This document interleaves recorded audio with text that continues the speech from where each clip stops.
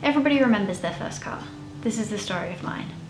I started learning to drive when I was 16, but I didn't really take it seriously until I finished high school.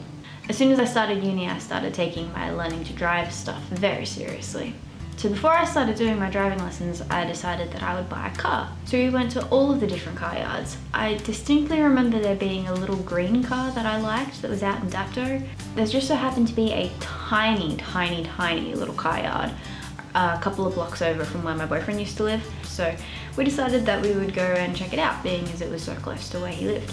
And when we went there, I saw this little two-door silver car that was right in my price range.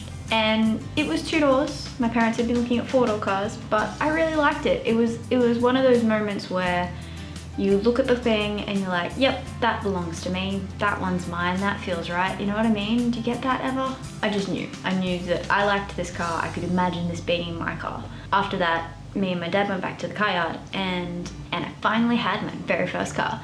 I named her Sookie after a Gilmore Girls character, and she basically became a part of me for the next however many years. We went on many adventures. We drove across the Sydney Harbour Bridge together for the first time.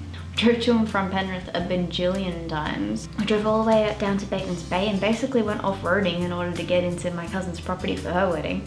One time we even drove all the way to Brisbane. Sookie's also the car that I used to drive to and from Canberra for the filming of Vito.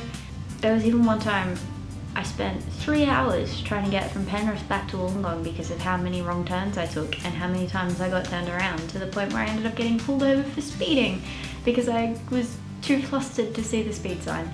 Luckily I didn't get a ticket because they saw the bears in my car and I was crying, so they felt sorry for me and just gave me directions instead. But all good things must come to an end, or so they say, I guess.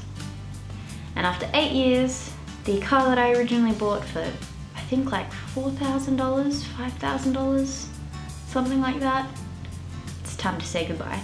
So to the car I spent so many hours listening to music way too loud and getting freaked out about directions in, I say farewell to the best car ever.